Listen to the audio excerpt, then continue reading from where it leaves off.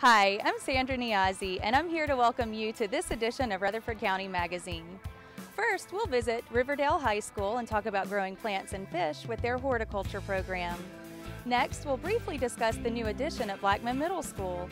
And lastly, we'll discuss Common Core with Superintendent of Rutherford County Schools, Don Odom. So sit back and enjoy this edition of Rutherford County Magazine.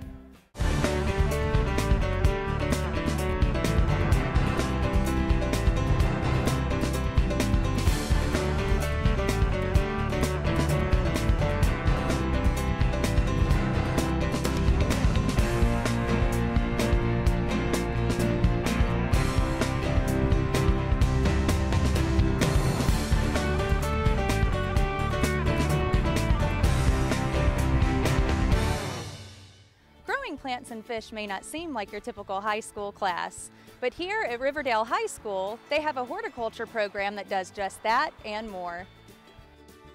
Well, the horticulture program here at Riverdale High School is it's a hands-on experience for students to actually get first knowledge with their hands on anything plant science related. We do everything from springtime hanging baskets to vegetables, mums in the summer, and then poinsettias in the fall time. We also do hydroponics and things like that. So the students are out here every day, every part of the year working with their hands. From springtime, June, July, they're still out here growing mums, and then in the fall time they're doing poinsettias.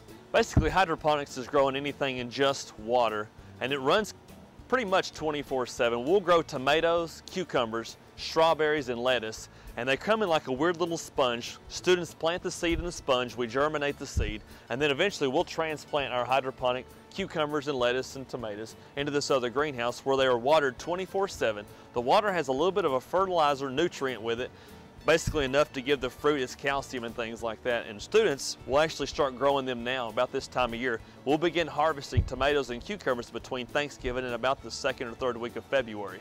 So students begin from the seed, they plant it in the hydroponics, they're the ones who are responsible for mixing the fertilizer, testing the pH, and then they're the ones responsible for actually harvesting the crop and selling it in the wintertime. You learn a lot about the fertilizers and pesticides used in plants, like we have the irrigation systems and what you can and can't use on certain plants. And also, you learn a whole lot about what you grow when and how to grow it properly. We can actually have a lesson on the classroom, we'll say, of plant propagation. And it's easier to actually do it with your hands than actually having a lesson actually teaching in the classroom. So we'll go through a few days lesson on plant propagation, how do we reproduce plants, and then we'll come to the greenhouse for 2 or 3 weeks, and all we'll do is learn how to take cuttings from leaves, from roots, from stems, and actually learn the whole process of seeds. So it gives a hands-on approach to learning, and students learn 10 times better whenever they're actually using their hands. And a lot of this stuff they actually get to take home and things like that once we actually get done with them in the classroom. It's given me a lot of educational opportunities on top of hands-on experience. A lot of classes here, you're stuck in the classroom, you just stare at your teacher lecture, but here you have hands-on and you learn through actually doing it. And for me, that helped a lot, and I know it did for a lot of my classmates. So it's just a really fun experience for everyone that's in it. We do some of the landscaping around the school too, and we've won quite a few grants in the past couple of years trying to promote people to use more native plants in the landscape. And if you're ever around Riverdale High School, feel free to go up front and see the beds around the main entrance of the school, and you can actually see a lot of native plants in basically their natural environment here in Tennessee, and they do excellent. We want to show people that some of these native plants make excellent landscaping plants too. And we've got some of these grants through National FFA. We've also got some here recently from the Rutherford County BEP Association. I use a lot of it now, even though I haven't graduated. I use it at home helping my mom, like showing her how to correctly plant stuff, what she wants, and where I can get it for her and do it. And after school, I'll definitely use it because like getting people to landscape is expensive. So whenever you learn about it in high school for free, you can do it yourself, and it's a really good thing. The tilapia program we have here was started quite a few years ago with Mr. Mike Shue. And Mr. Mike Shue really enjoyed the whole aquaculture facility, actually raising fish in a greenhouse. And he started basically with small ponds outside here in greenhouse, and then he actually moved it inside one of the greenhouses here. The tilapia are a freshwater tropical fish, so we have to keep the greenhouse at about 80 degrees. The water temperature needs to stay between 70 and 72. And students are a part of every process, from checking the dissolved oxygen in the water to make sure they have enough oxygen to survive, to actually measuring out the feed that they actually get, weighing the fish, and even the process of filleting the fish and selling them. From a hands-on perspective, some of the kids have never done anything like that, and some of them really get into it and really enjoy it. And usually about the end of the year, we'll actually put them in aluminum foil. We'll use some of our fresh herbs from our greenhouse plant sale, and we've grilled the tilapia the last week or two of school for the students, so sometimes they'll fillet their fish and then they'll eat them too. We have our spring plant sale that usually starts the first week of April, and then from then we'll have Saturday sales, and we'll have signs up on the roads and things like that until our sales actually sell out. People are welcome to come here anytime during Riverdale in April during school hours to actually come back here and purchase plants. In the fall time, it's usually depending on when the mums actually start blooming, and it usually starts about the 3rd week of September until we're actually sold out. We also do pansies in the fall time, and that also is just depending on the cool weather and the hot weather. Usually it's also about the 3rd or 4th week of September that we start selling those. We do poinsettias, and that's something that's a long, tedious crop. The students start back to school about the 2nd week of August. And the 2nd week of August is when our poinsettias actually come in. Each student is given a specific table with either 25 or 30 poinsettias, and that is their responsibility for the entire semester up until they start blooming about Christmas time.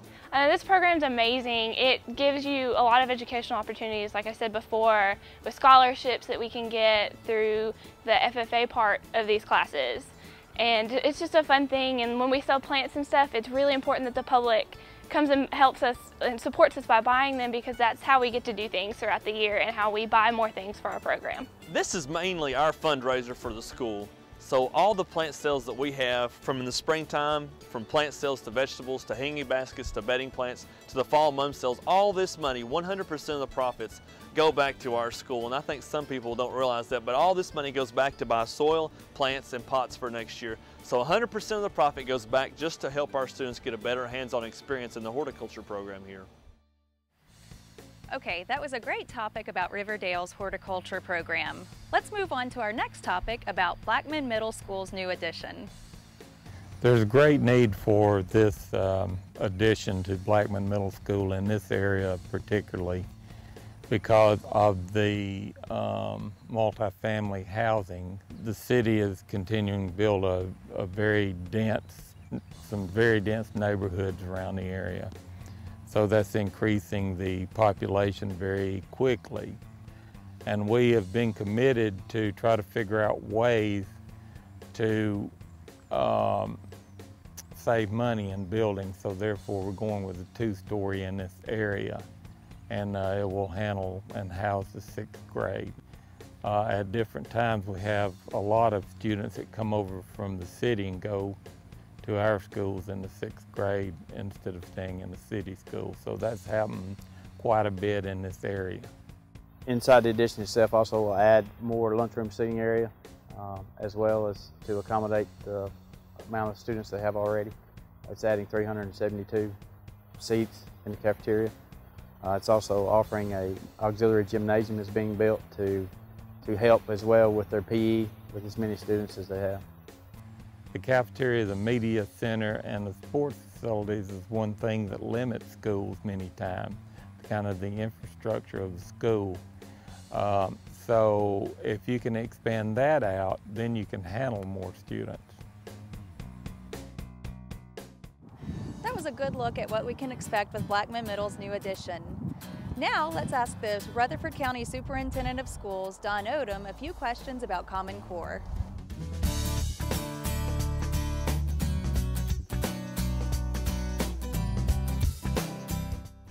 Common Core state standards were designed to provide clarity for English language arts and mathematics by grade in K through 12. They are part of the initiative to prepare students all over the country to be college or career ladder ready.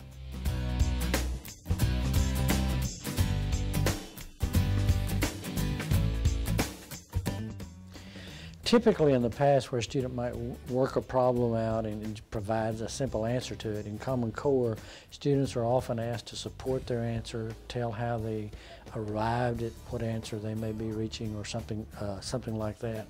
An example might be for parents. For example, you might be studying perimeter of a rectangle. And the questions though in Common Core are typically real world. So instead of just simply taking a rectangle, finding the perimeter, the question might be, John Doe is getting a fence for his dog and it's the shape of a rectangle. How much fence would he need? It's the same kind of thing, but it applies to the real world situations.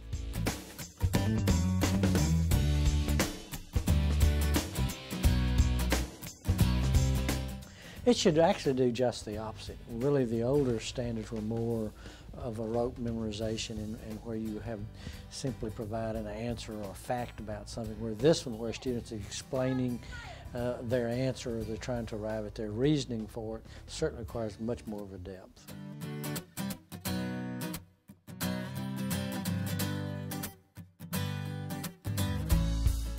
No, it's really quite opposite than that, because the whole Common Core was not a federal initiative. It was initiated by the National Governors Association and the chief state school offers, as the United States scores were not on par with some of the European countries, some of the Asian countries. And so that initiative with the College and Career Ready came from that. I think people confuse some of the funding that came through from the federal government is for to develop some of the assessments that go with it and that sort of thing. And then a state in the end can choose to adopt it or not adopt it.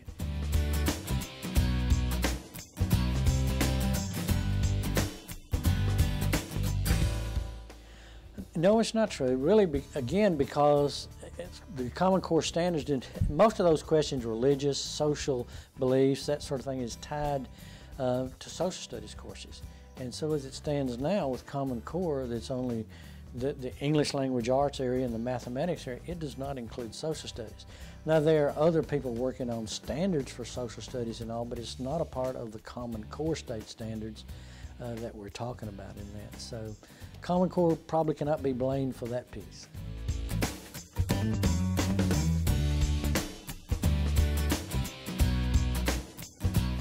We are a fairly early adopter in that we had some people that could participate, involvement in it.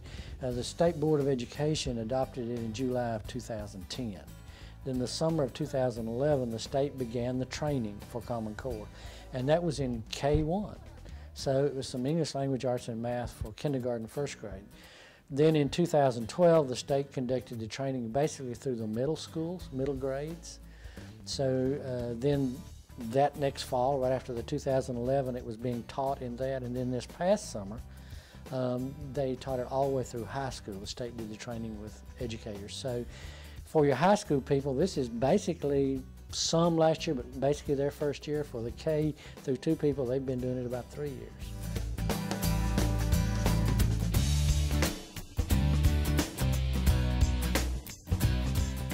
Well, one of the things that we measured this year, we saw a 5.6% increase in our math performance, and it's measured in students that are proficient or advanced in the scoring. Well, you think, well, what is 5.6%? Doesn't seem like a large increase, but for us, that translates to approximately 400 more students that became either proficient or advanced. And while that's the Common Core would not be the only factor, we saw that the rigor that was associated with instruction in that certainly helped the students do that. So I think we are seeing some positive results, and that was really after 1 year of the middle school and elementary study in the math part.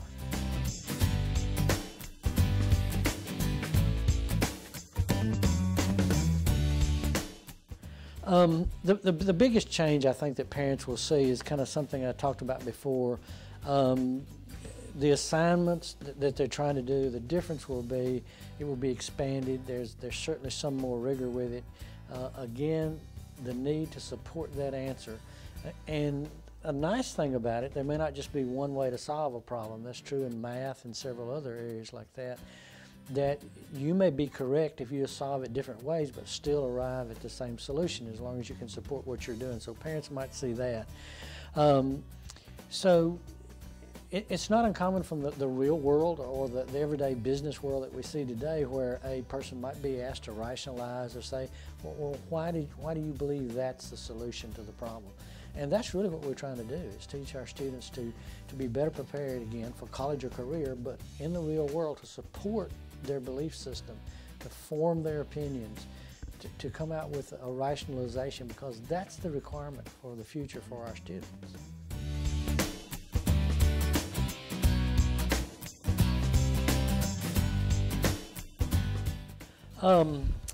There will still be assessments all along. For instance, Tennessee's Comprehensive Assessment Program, TCAP, covers all of the assessments in Tennessee, but we tend to think of it elementary as 3 through 8 as TCAP. It'll still be there, but they will be Common Core questions on the assessments rather than maybe the standards that we're using now. Still be high school end-of-course questions. You know, all of that will still be there. Students in some of the questions and things like constructive response may receive additional points to their answer when they explain how they solved it or their process of going back by and using it. And you know, the same thing works really in the business world again today, because it's not usually that you just give an answer. Your boss is going to ask you, well, tell me why you think that's your best answer. Tell me how we can make this work in our business. Now, the other point that we'll see the difference in, we're doing more assessments now online using the computer. Again, that really matches the world our students are going to be in, because, again, the parents and all that are listening to this interview are going to be thinking probably at their work, if they do new training now, it's probably done online. And probably an assessment of their understanding is also online. So by doing this, we're better preparing our students to enter the work world, or the world if they live in the future, with the same type of training. So the online assessments may be the biggest thing in the type of question.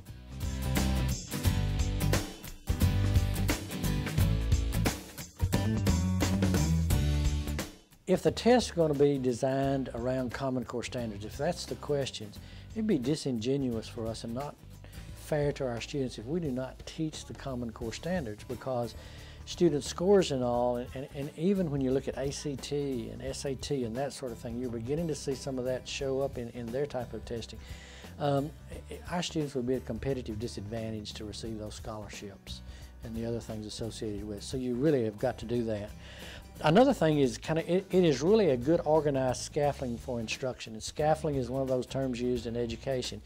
And in simple terms, what that means is there's a certain body of knowledge that needs to be taught in second grade, and if a student learns that, then you build upon it in third. They get that knowledge, you build it upon it in fourth. And so if some of those pieces are missing, if it's a hodgepodge and not planned ahead, then you're going to have gaps in learning. It's much more difficult for the students. So Common Core has placed, by designing those standards, a good scaffolding for us to see for each grade what needs to be done, progression to the other. Another thing that we want to remind people of, the Common Core state standards do not tell you how to teach the curriculum. I mean, it doesn't tell you how you teach it. It simply outlines those items that's in that scaffolding that you need to go to the next level and do that. So it doesn't tell us how to teach when you get to that. Another thing that it has done that we like, it has actually reduced the number of standards. And the teachers that might be listening to this will understand that too. It was not uncommon for in a particular grade level to have 110, 15 standards maybe in a math for a grade. You'll see something more like 25 standards now. And so teachers are spending longer time and much more depth covering that. Now, some of those, when we had that original 100, they may be several sub-skills that have to be developed as you go through that. But still, there's not as much worry about, can I get all these covered by the end of the year in the test time? So fewer standards help much of all. But I think probably, lastly, what I'd say one of the reasons we like it is going back again, that the questions we're asking students and the way we're teaching students makes a connection to the real world and real life situations. For many years we have is students, why am I learning this? And so when you do things like the perimeter question I asked earlier and for the fence around the doghouse, you begin to help students make connections at a young age about what they're learning and how it might be applied to their life later on. You know, I personally support Common Core, and I think we need to give it some time to let people see how it works, and we can judge that from looking at how student performance and scores. I think next year, 14-15, is the first year of really a Common Core test that's designed, you know, maybe outside the state. It'll be used nationally. It'll let us compare ourselves with other states where we've never been able to do before. Students move from state to state. We should know if they come into a fourth grade for us, and this is a very mobile society, they probably covered in their 3rd grade the same standards that we're doing. So I see some real advantages to students and people, especially in a mobile society, with us having more of a national standard. You still have the option to add additional state standards if you want to that, but you're going to have a core that's going to be pretty much the same regardless of where you came from. Well, that wraps up this edition of Rutherford County Magazine. I'd like to thank everyone who was a part of this edition, and I'd also like to thank you, the viewer, for tuning in and joining us. If you'd like to know more about Rutherford County government, you can log on to www.rutherfordcountytn.gov. Again, thanks for joining us. We'll see you right here next time on Rutherford County Magazine.